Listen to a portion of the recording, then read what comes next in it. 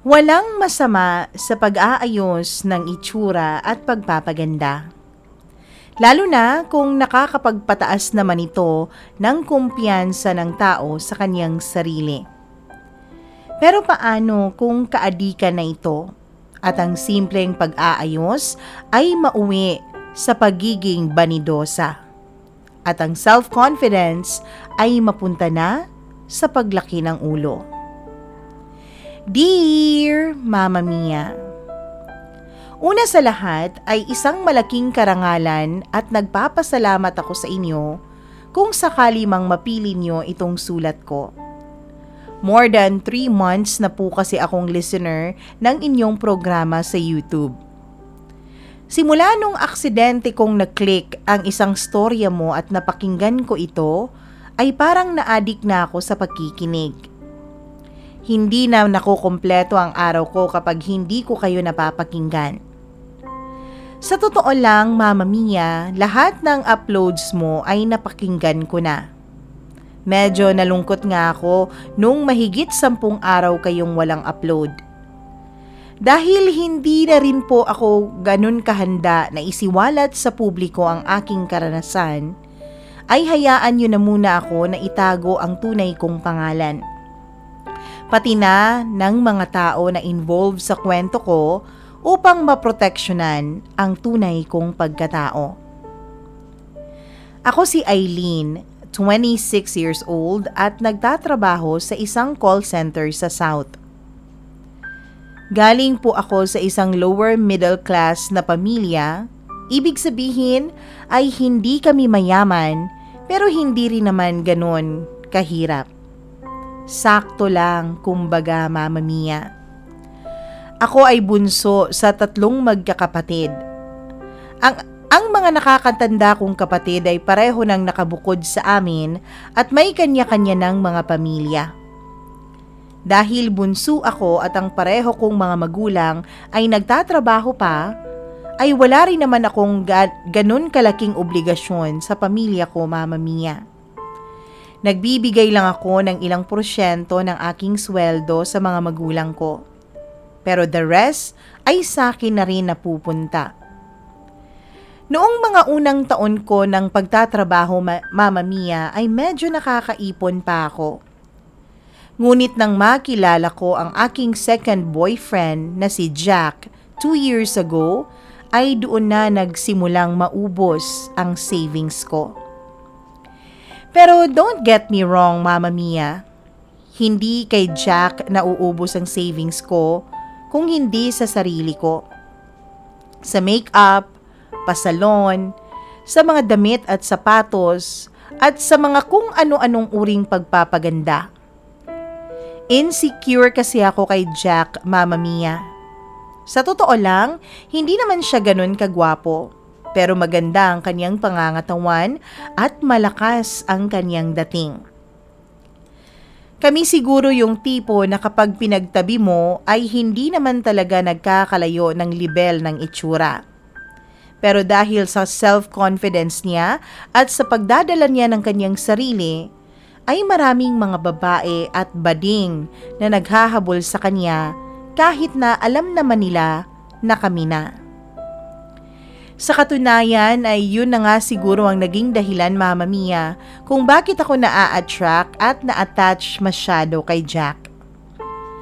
Nang niligawan niya kasi ako ay feeling ko sobrang haba ng hair ko, Mama Mia, dahil alam kong marami ang nagkaka-crush sa kanya sa office. Kaya naman para mabakuran ko siya ay siniguro ko rin na hindi ako palalamang sa itsura. Bata pa rin kasi ako, Mama Mia, ay may pagka-insecure na ako sa itsura ko. Maitim, mataba at pango ang ilong ko. At lumaki ako sa panunukso ng mga kaklase kong lalaki na ang tawag sa akin ay negra. Kaya naman po nang tumuntong ako ng high school ay na-addict ako sa pag-e-exercise at sa pagbili ng mga whitening products. At kahit na papaano ay umepekto rin naman matapos ng 1 dekada kong paggamit nun. Hindi na ako ganun kaitim at masasabi ko na sexy na rin naman ako, Mama Mia. At sa tingin ko nga ay bunga na ng pag-i-invest ko sa itsura ko ang pagkakaroon ng gusto sa akin ni Jack. Ang akala ko, Mama Mia, ay nang dahil sa pagbabago ko ng aking itsura ay mag-i-improve na rin ang kumpiyansa ko sa aking sarili. Akala ko ay hindi lang sa panlabas na anyo na ayos ang buhay ko, pero isa pala yung malaking pagkakamali. Dahil nung naging kaming dalawa na ni Jack, ay mas lumala pa ang insecurity ko sa sarili ko. At mas lalo lang akong hindi nakontento sa aking itsura. Isang tanghali ay kakapasok ko pa lang sa trabaho dahil nag-half day ako nung araw na yon kasi may importante akong nilakad sa isang government agency. Bago pumasok ay pumunta muna ako ng CR dahil naiihi na ako, Mama Mia. Matiwasay akong nagwiwiwi nang may dalawang babaeng biglang pumasok sa CR. Kaya nga ako maraming natirang ulam dahil si Jack pa lang alam mo na ulam na. Oh my God, tama ka. Sobrang hot niya sa bago niyang gupit ano? Dahil may itsura lang siya pero nung nagpa-crew cut na siya, lumebel up talaga ng husto ang kanyang mukha. Ang linis niyang tignan at ang yummy-yummy. Sabay tawanan nila habang nag-uusap. Alam kong ang boyfriend ko ang tinutukoy nila na Jack, Mama Mia, dahil wala namang ibang Jack sa floor na ka-shift ko. Hinayaan ko na lang sila sa pag-uusap nilang dalawa dahil totoo namang yummy talaga ang boyfriend ko. Ang sa akin ay okay lang naman na pagnasaan ng iba ang boyfriend ko. Maglaway sila at mamatay sa inggit kasi ako lang ang nagmamay-ari kay Jack. Maganda sa pakiramdam ko na alam kong kinaiinggitan ako ng iba, Mama Mia. Kaso lang, ang napasok ko, Mama Mia, ay hindi pala pagnanasa lang na simple para sa boyfriend ko. Mama Mia, habang pinapakinggan ko silang dalawa ay nare-realize ko na kilala ko pala ang mga ito. Buti na lang at absent ngayon si Eileen, no? Libreng-libre nating namnamin ang kapugian ni Jack, sabi ng isang babae. Sus, kahit naman andyan yun, ninanamnam ko pa rin naman si Jack. Kung tutuusin, kami naman ni Jack ang unang naging mag-MU eh. Magaling lang sumalisi si Inday. Mama Mia, alam kong si Marie ang nagsasalita. Ang ka-close ko kuno sa trabaho, pero pinaplastic pala ako. Gags, may bago ka na namang codename kay Eileen ha? Sabi ng kausap niya. Nakita mo ba yung bagong kulay ng buhok niya? Diyos ko, ano yun? High school pa ako nung nauso yung kulay na yun. Ang chipips ha? Parang galing lang sila sa iisang parlor ng katulong namin. Tapos pareho pa sila ng tabas ng ilong. Dagdag pa ni Marie, sabay malakas silang nagtatawanan. Hindi ko na natiis pa, Mama Mia, at lumabas ako bigla sa cubicle ng CR kung saan ako nagkulong at nagwiwiwi. Nakita ni Marie na nandun ako. Hindi na ako nagpaligoy-ligoy pa at derechahan ko na siyang kinompronta. Hindi naman siya tumanggi, Mama Mia. Ang sabi niya ay pinaplastic lang niya ang pagkakaibigan namin pero hindi naman niya talaga gustong makipagkaibigan sa akin. Dahil hindi raw naman kami magka-level dalawa. Sobrang trying hard ko raw at halata namang hindi raw ako totoong mahal ni Jack. Pinapasakay lang daw ako ni Jack dahil ako raw ang nagsusumiksik sa sarili ko sa kanya. Sa galit ko, Mama Mia, ay sinampal ko si Marie dahil hindi ko nagugustuhan ang tabas ng kanyang dila. Hindi rin siya nagpatalo, Mama Mia, at sinabunutan niya ako. Hanggang sa nagkagyera na nga sa loob ng CR at para kaming mga Amazona ni Marie na nagsasabunutan. Pilit na umaawat sa amin yung isang kaibigan ni Marie na kausap niya kaya dinamay ko na nang hilahin ko ang buhok niya dahil naimbierna din ako sa kanya, Mama Mia. Nakikisali kasi siya. Kaya naman, sa galit niya ay nakisali na rin siya sa gulo. Hanggang sa may mga dumating ng mga security guards at pare-pareho kaming pinatitigil sa aming away. Para kaming mga manok panabong na handa pang sumugod sa kalaban kung hindi nga lang kami hawak-hawak ng mga security guards. Dahil sa away na nangyari sa restroom ay na-incident report kami, Mama Mia, at pareho kaming tatlo na nasuspend sa trabaho. Pero kahit na pare-pareho po kaming naparusahan, pakiramdam ko ng mga panahon na yun, ay ako pa rin ang pinakatalunan, Mama Mia. Habang alam ko naman po na may gusto naman talaga si Marie kay Jack, ay hindi ko naman po aakalain na ganun pala ang mga sinasabi sa akin ng mga tao sa likuran ko. Na habang ngingitian nila ako sa opisina, ay wala pala akong kaalam-alam na kapag nakatalikod ako ay kinukutya at pinagtatawanan pala nila ako. Na habang ako ay gandang-ganda sa sarili ko, ay inday naman pala ang tingin sa akin ng lahat. Napakalaking tama po sa self-esteem ko ang nangyaring yun, Mama Mia. Ngunit habang nagsiself-pity ako ay kabaligtaran naman ang nangyayari kay Jack. Habang kaming mga babae ay nagmumukhang tanga at naging katawa-tawa sa office, ay ito namang si Jack ay pulos kantsaw ang inabot sa mga kalalakihan sa amin. Kesyo yun daw ang sign na talagang sobrang bangis na raw ata niya dahil pinag-aawayan na siya ng mga babae. At sa halip na protektahan ako ng boyfriend ko at aluin bilang girlfriend niya, ay parang wala lang sa kanyang nangyari.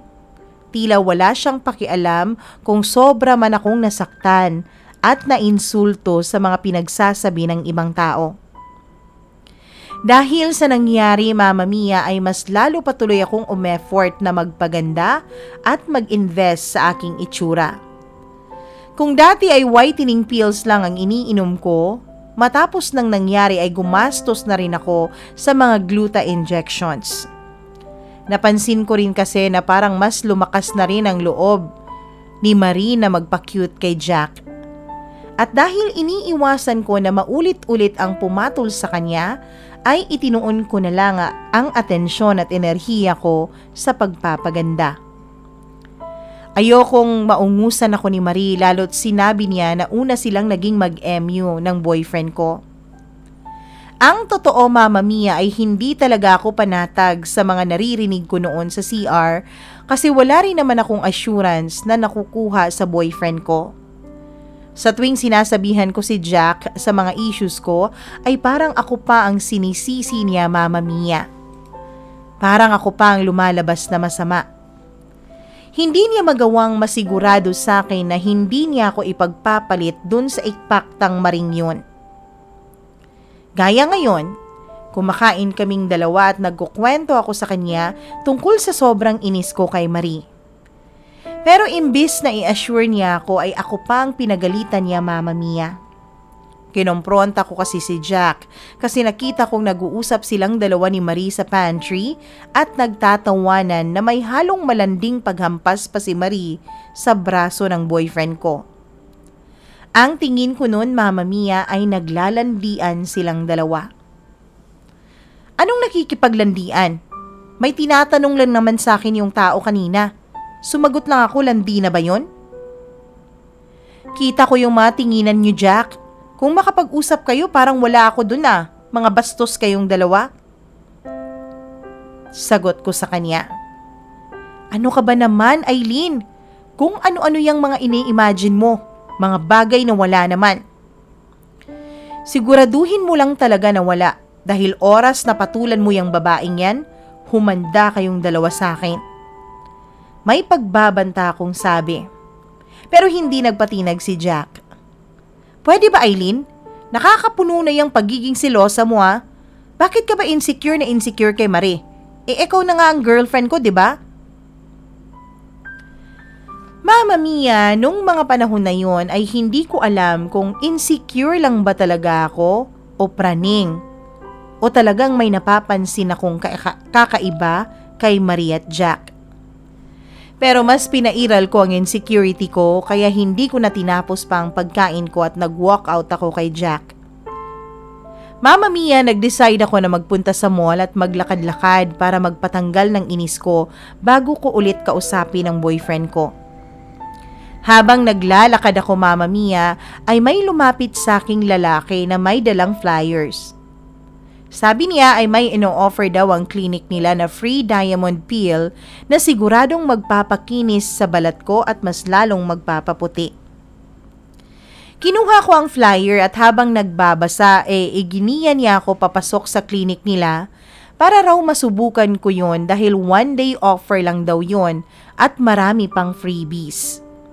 Marami rin raw mga discount vouchers na para daw sa next visit ko. Pumasok na ako sa loob, Mama Mia, dahil alam kong kailangan na kailangan ko yon para mas matalbugan ko pa si Marisa Ganda at para na rin wag nang tumingin pa sa iba ang boyfriend ko. Ang hindi ko po akalain ay ang pagpasok ko sa derma clinic na yon ay magtutuloy-tuloy na ang aking pagkakahumaling sa cosmetic enhancement, Mama Mia. Diamond peel, Glutadrip, teeth whitening, lahat yan ay aking inavail. Ang sweldo ko ay halos nauubos na sa kung ano-anong produkto at enhancement para sa pag-i-improve ng itsura ko. At nang tumagal nga at nakapag-ipon-ipon ako, ay maski rhinoplasty o yung pagpapatangos ng ilong, ay pinatos ko na rin, Mama Mia. Umabot na sa punto na kinaadikan ko na ang kung ano-ano at mamahaling procedures na ito. At habang patagal ng patagal ay pamahal na rin ng pamahal ang aking mga ginagastos. Hanggang sa maski ang savings ko ay naunti-unti ko na rin pong nauubos. At sa totoo lang, Mama Mia, hindi naman po ako nagsisisi. Dahil sa bawat piso na ginagastos ko ay pakiramdam ko na daragdagan ng self-confidence ko. At sa tuwing tinitignan ako ng mga lalaki sa mga dinaraanan ko, ay may pakiramdam akong worth it ang lahat ng perang winaldas ko sa aking pagpapaganda. Pati na ang sakit at sakripisyo na dinaranas ko sa tuwing papailalim ako sa isang operasyon. At hindi tumagal ay naramdaman kong sa wakas ay nagiging magka-level na kaming dalawa ni Jack. At parang mas nataasan ko pa nga siya. Ang hindi ko lang akalain, Mama Mia, ay habang pataas ng pataas ang self-confidence ko, ay eto naman palang boyfriend ko ang unti-unting nagiging insecure. Aaminin ko, Mama Mia, na naging sobrang vain din ako mula nung maadik ako sa mga cosmetic enhancement. At kung si Jack lang dati ang nakikipag-flirt sa mga babae, nang tumagal, maski ako, Mama Mia, ay naging komportable na rin sa pakikipag-flirt ko sa ibang lalaki. At dahil doon sa nangyari, Mama Mia, ay naging panay-panay na rin tuloy ang mga away namin ng boyfriend ko. Kung hindi ako ang nagsiselos, siya naman ang galit na galit sa sobrang pagsiselos.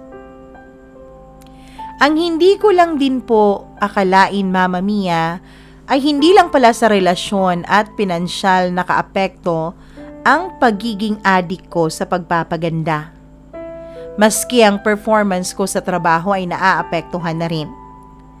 Dahil sa mga operasyon na ginagawa ko, ay malimit tuloy akong umabsent sa opisina. At dahil kung ano-ano pong tahi at hiwa ang nasa mukha at katawan ko na pinapagaling ko, ay hindi tuloy ako nakakapag-perform ng matino sa call center na pinagtatrabahuan ko. Kaya umabot na po sa punto na kinailangan ko na tuloy mag-resign kaysa masisante dahil sa aking low performance at absences. Agad naman po akong nakalipad sa ibang call center, Mama Mia. At sa totoo nga lang, Mama Mia, ay parang natuwa pa ako sa pagre-resign ko at sa paglipat ko sa trabaho. Dahil wala pong nakakakilala sa akin sa bago kong pinagtatrabahuan, ay para tuloy akong naging bagong tao. Wala sa kanila ang nakakaalam ng dati kong itsura. Lahat sila nang makilala ko ay suot-suot ko na ang aking bagong mukha at anyo. Kaya lahat sila ay wala nang masama o pangungutya na nasasabi sa akin. Unang dating ko pa lang sa bagong call center ay naging sikat na agad ako, Mama Mia. Naging instant crush ng opisina. Ang hindi ko akalain ay magkakaroon din pala ng masamang buwelta ang magandang pangyayari yon sa akin. Dahil ilang buwan lang po matapos akong lumipat ng trabaho ay nahuli ko naman ang boyfriend ko na tahasang nagtataksil sa relasyon naming dalawa. Isang araw, Mama Mia, ay biglaan akong nagpunta sa apartment ni Jack dahil gusto ko siyang makasama. Magdadalawang linggo na rin kasi na hindi kami nakapagsolo kasi naging busy ako sa bago kong pinapasukang trabaho. May susi naman ako sa apartment ni Jack kaya walang problema sa akin kung hindi pa siya nag-out sa work niya. Ngunit nang buksan ko ang pinto, ay nakita ko si Jack na naka-boxer shorts lang at walang damit pang itaas habang kumukuha ng tubig sa ref. Nung nakita niya ako ay daig pa niyang nakakita ng multo sa sobrang gulat. "Oh, bakit parang gulat na gulat ka dyan, babe?" May susi naman ako nitong apartment mo." Hindi na siya nakasagot, Mama Mia, at nung akmang papasok ako sa loob ng kwarto niya, ay bigla niya akong pinigilan. Magulo raw at mabaho dahil parang may patay na daga na hinahanap niya. Doon na ako nagduda, Mama Mia. Pilit kong binubuksan ang pinto habang pinipigilan naman ako ni Jack. Sabi niya ay lumabas na lang daw kami at mag-date. Namimiss niya raw akong kasama sa date. Muntikan na niya ako makumbinsi, Mama Mia, kung hindi lang biglang may babaeng nagsalita sa loob ng kwarto niya. "Han, nasan ka?" Dahil sa sobrang pagkagulat ni Jack ay nawalan siya ng lakas kaya naitulak ko siya at nabuksan ko ang pinto. Halos magdilim ang paningin ko, Mama Mia, nang makita ko si Marie nakakagising lang at walang anumang saplot na nakahiga sa kama ni Jack. Para akong sinapian nun sa galit, Mama Mia. At mabilis pa sa 4:00 kong sinugod si Marie. Hinila ko siya sa buhok niya at kinaladkad ko siya palabas ng kwarto. Ang bala ko sana noon ay kaladkarin siya palabas ng apartment ni Jack at nang makita siya ng lahat ng tao sa labas na walang saplot at nang malaman nila kung gaano siya kakate at kahaliparot na klasing babae. Pero inawat ako ni Jack, Mama Mia. Hinawakan niya ako at doon ay nakakita siya ng pagkakataon para makawala sa pagkakahablot ko sa buhok niya. Dali-dali siyang nagbihis ng t-shirt ni Jack at binalikan ako, Mama Mia. Nagkasagutan kaming dalawa ni Marie. Ang sabi niya ay siya na daw ang mahal ni Jack at ako raw ay walang lalaking magmamahal sa akin dahil buong pagkatao ko raw ay peke. Ang sabi pa niya ay balak naman daw talaga akong hiwalayan na ni Jack. At wag raw akong feeling dahil kahit patanungin namin si Jack ay sigurado raw siya na siya ang pipiliin nito at hindi ako. Kaya naman, Mama Mia, tinanong ko si Jack kung sino sa aming dalawa ni Marie ang mas mahal niya. Pero hindi siya sumagot. Yumuko lang siya at hindi makatingin sa akin. Inulit ko ang tanong ko pero wala pa rin siyang sagot kaya ako na mismo ang nagsabi sa kanya na tapos na kaming dalawa. Umalis ako sa apartment ni Jack na talong-talo, Mama Mia. Kahit pala ginawa ko na ang lahat ay wala pa rin. Naubos ang pera ko at nawalan pa ako ng trabaho dahil sa kaka-enhance ko sa sarili ko para sana gumanda at sumeksi ako sa paningin ni Jack. Pero ipagpapalit lang din niya pala ako sa iba. At sa mortal ko pang kaaway talaga. Mama Mia, kahit na sobrang sakit ng ginawa sa akin na yon ng boyfriend ko, ay mabilis din naman akong nakapag-move on sa kanya. Sa totoo lang ay medyo nagulat din ako sa naging reaksyon ko, Mama Mia. Kung dati ay sobrang paranoid at selosa ako kay Jack, nung naghiwalay naman kami ay parang nakahinga pa ako ng konti. Oo, at sobrang sakit sa pride ko yung ginawa niya dahil matapos ang lahat ng pagpapagandang ginawa ko ay para lang maramdaman na worthy ako na maging girlfriend niya. Pero in the end, ay na-realize ko, Mama Mia, na matagal ko na rin palang hindi na mahal si Jack. Matagal na pala akong nasasakal rin sa kanya dahil siguro noon pa man ay ramdam ko na ang kawalan niya ng respeto at pagmamahal sa akin. Kaya naman, Mama Mia, naging mabilis lang ang pag-move on ko mula sa naging relasyon namin ni Jack. Sa tingin ko, Mama Mia, ay malaking factor sa bilis ng aking pag-move on kay Jack ang aking bagong anyo. Ang pagtaas ng aking self-confidence at bagong environment kung saan pakiramdam ko ay ako na ang pinaka-hot at ang pinakamagandang babae sa kumpanya. Nang dahil sa paghihiwalay namin ni Jack ay bigla tuloy naging bukas ang aking mundo. Para akong bata na unang naka-experience ng playground. At talaga nga namang sinagad ko ang paglalaro, Mama Mia. Nagkipaglandian ako sa kung sino mang lalaki na gustong makipaglandian sa akin. At within 3 weeks ay nagkaroon ako ng bagong boyfriend. At within 1 month ay hiniwalayan ko rin. Para rin sa ibang lalaki. Hindi rin po nagtagal ang relasyon kong yun dahil nga napakarami ding mga lalaki ang umaaligid-aligid at tumutukso sa akin. Kaya eventually ay wala na lang akong kinokomitan sa kanilang lahat. Para wala ng hard feelings kapag hiwalayan na. At sa totoo lang, hindi rin naman po naging mahirap sa akin na makahanap ng mga lalaki na good time lang ang habol. At dun nga po napatunayan ko, Mama Mia, na napakarami pala talagang mga lalaki na mga malalandi. Eventually, Mama Mia, nakakahiya mang aminin, ay nabore ako sa mga single na lalaki. Eventually, nakipaglandian na rin ako maski doon sa may mga girlfriend o may mga asawa na.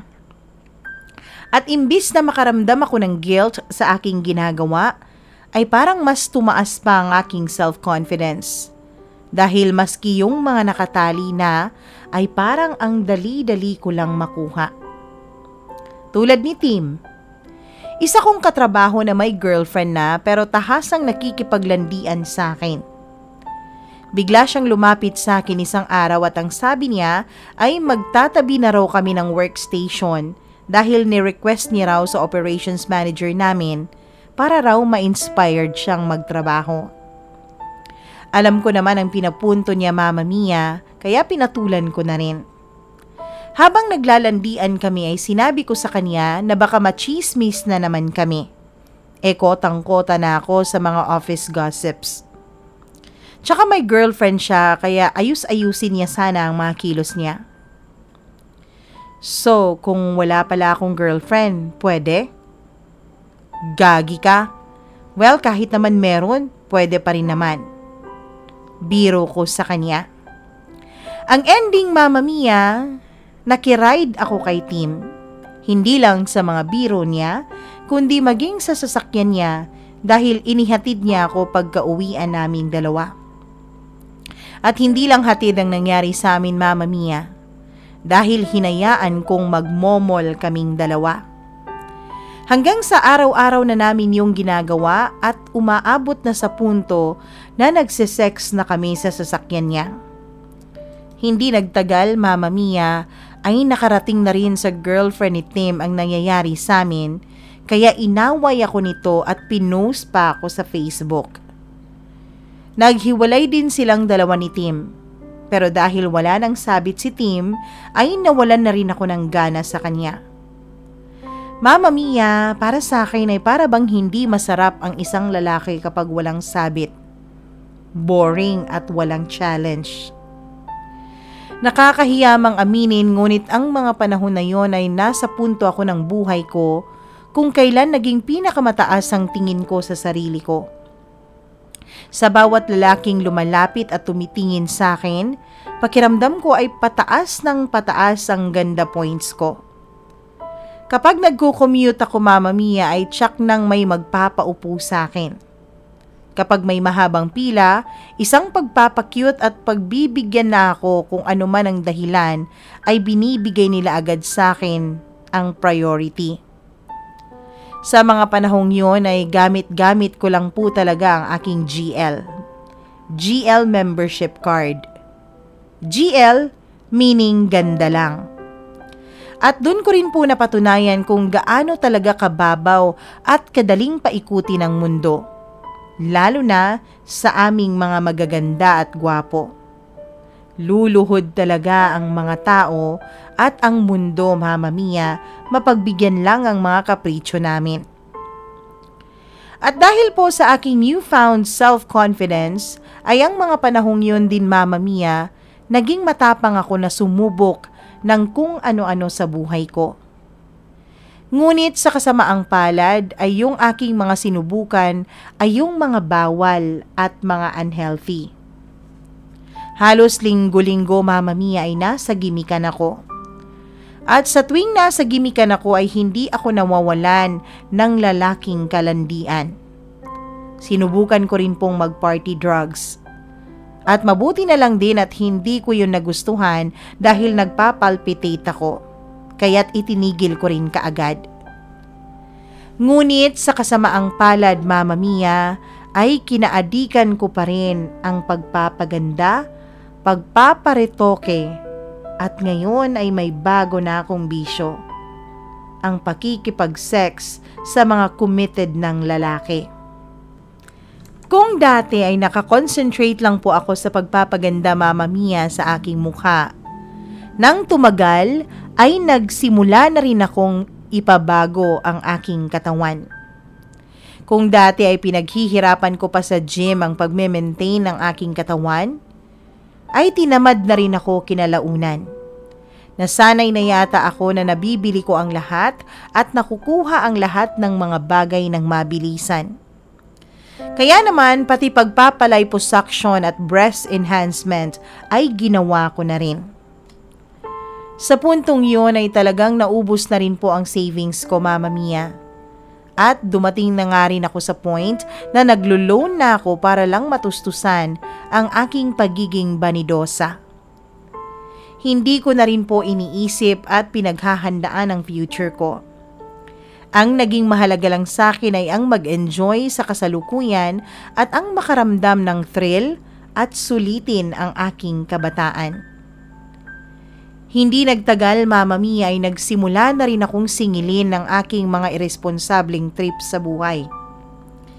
Dahil sa dami ng aking mga nakarelasyon at natikman sa opisina namin, ay nagkaroon na tuloy ako ng reputasyon bilang isang malandi at easy to get na babae.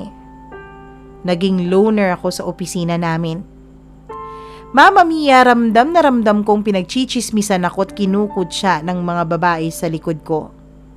Habang yung mga lalaki naman sa amin ay palaging mahalay kung makitungo sa akin. Noong una ay malakas pa ang loob ko at wala akong pakialam sa kanilang lahat. Pero nang tumagal-tagal ay unti-unting tumatalab sa akin ang mga negatibong pagtingin at pakikitungo ng mga kaopisina ko sa akin.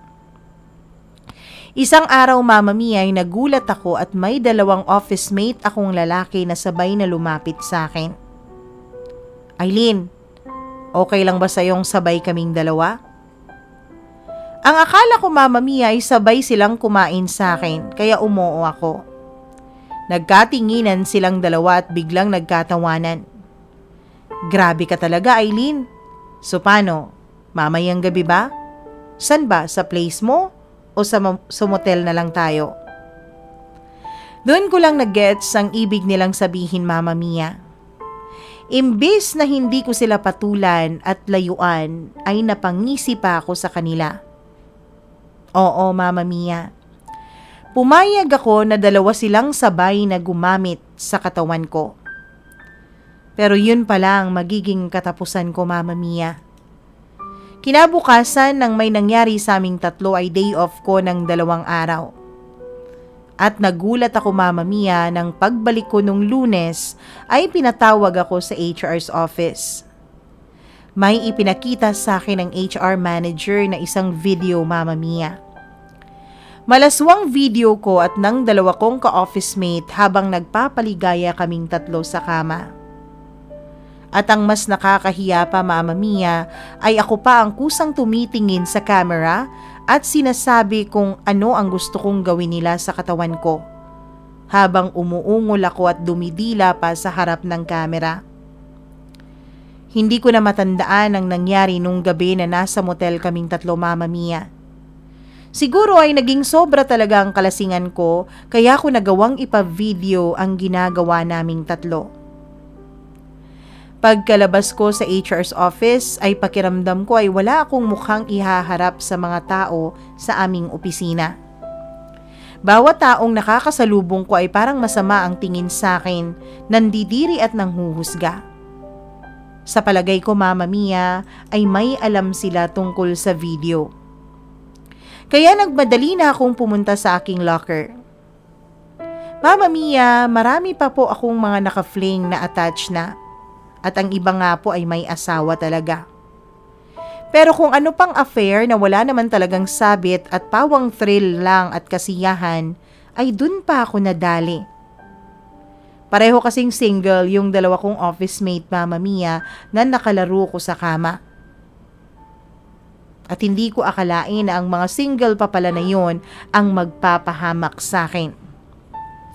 Pagkarating ko sa may locker ko ay mabilis kong iniligpit ang lahat ng gamit ko para makaalis na ako sa lugar na yon. Hindi ko na kaya pa ang tingin sa akin ng mga tao. Pakiramdam ko, Mama Mia, sa mga panahon na yon ay talagang pinaglalaruan ako ng tadhana. Kung dati ay hindi ako naniniwala sa karma, nung lumabas ang video ko ay naisip ko na siguro kabayaran na yon sa lahat ng sakit na naidulot ko sa mga babae na girlfriends at asawa ng mga nakasex at nakafling ko. Akala ko, Mama Mia, ay yun na yun, sagad na yun na ang karma ko. Ngunit hindi ko akalain na patikim lang pala yun at mas may sasabog pa pala sa sitwasyon ko. Lumipat na naman ako ng ibang trabaho, Mama Mia, dahil na-terminate ako dahil dun sa video. Nagsimula ako ng bago pero hindi pa rin ako tinatantanan ng madilim kong kahapon. Isang araw ay lumapit sa akin ang isa kong ka-office mate at may pinakita siyang picture sa akin. Luma kong picture, Mama Mia. Nung mga panahon na hindi pa ako retokada. Tinanong niya kung ako daw ba yun at hindi niya makita ang resemblance. Pero may nagsabi daw sa kanya na ako yun. Hindi ko pa man siya nasasagot ay may lumapit na namang isa pang ka-office mate namin at tinanong ako kung ako rin daw ba ang nasa screenshot ng isang video na may kasamang dalawang lalaki sa kama. Naguguluhan na ako kung saan galing ang mga yon nang biglang may tumatawa ng malakas sa likuran ko. Namumukhaan ko ang babaeng yon. Tama, si Karen.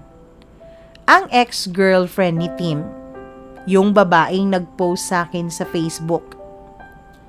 Sabi niya sa kanya raw galing ang mga yon dahil may nagpadala sa kanya na galing sa luma kong pinagtatrabahuan. At dahil nasagad na ako sa mga pinagsasabi niya, Mama Mia, at likas naman talaga ang pagka-war freak ko, ay sinugod ko na si Karen. Pero mas malakas si Karen, Mama Mia, dahil mas malaki siyang babae. At mukhang nag-aral pa siya ng boxing dahil hindi simpleng sabunot ang ginanti niya sa sampal at sabunot ko sa kanya. Sinuntok ako ni Karen, Mama Mia, sa mukha ko. At dahil sa lakas ng kanyang pagkakasuntok sa akin, ay nasira ang ilong na pinagawa ko. Mabuti na lang din na kahit na halos kuyugin ako ng mga tao sa opisina, ay meron pa rin sa kanilang nagkaroon ng kahit konting concern sa akin at agad akong isinugod sa klinik. Na nauwi sa emergency room sa isang ospital dahil sa pagkakasira ng ilong ko. Nalagay sa delikado ang buhay ko, Mama Mia, dahil sa suntok na yon. At sa kasamaang palad ay tuluyan na rin pong na-deform ang aking ilong kahit pa sinubukan ng mga doktor na maibalik ito sa dati. Sa isang iglap, Mama Mia, pakiramdam ko ay nawala sa akin ang lahat. 26 years old ako, baon sa utang, sira ang ilong at mag-isa sa buhay. At dun ko na-realize na sa kakaipon at kaka-invest ko para sa aking panlabas na kaanyuan, ay nakalimutan ko nang mag-invest sa mga mas mahahalagang bagay. Sa pamilya, sa mga kaibigan, at sa relasyon ko sa aking sarili. Nag-resign ako sa aking trabaho, Mama Mia, at hindi na rin ako nagsampa pa ng kaso kay Karen o kung kanino man. At sa puntong yun ay nakaranas ako ng matinding depresyon. Na halos gusto ko nang tapusin ang lahat, maging ang sarili kong buhay, Mama Mia. Doon ako nagdesisyong umuwi sa pamilya ko. Umuwi ako sa mga magulang ko at nagmukmok sa aking kwarto sa loob ng ilang buwan. Ngunit sa awa ng Diyos ay hindi rin naman ako pinabayaan ng aking mga magulang. Tinanggap nila ako, sinuportahan at hindi hinusgahan. At nang nakabawi na ako ng konting lakas ng loob, ay sinubukan ko ulit na bumalik sa Diyos, Mama Mia.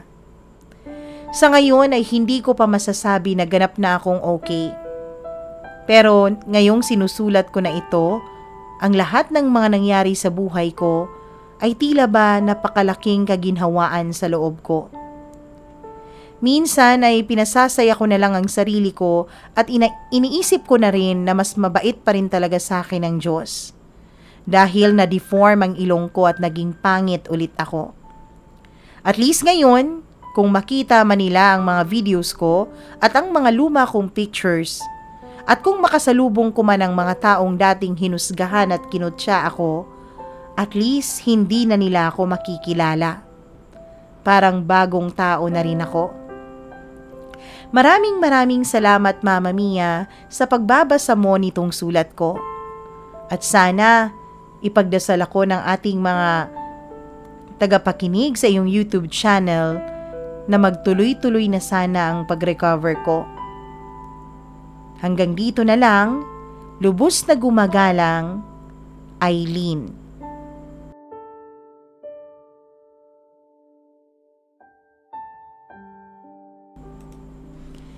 Hello guys! Kung nagustuhan niyo ang storya ni Aileen, paki-like naman at paki-share ng kanyang story at huwag kalimutan na mag-subscribe sa ating YouTube channel at mag-click sa notification bell para updated kayo sa mga susunod nating uploads. Sana rin po ay kung may mga storya kayong nais na i-share niyo naman. Email lang kayo sa mamamiacdo0317@gmail.com. See you sa susunod nating video.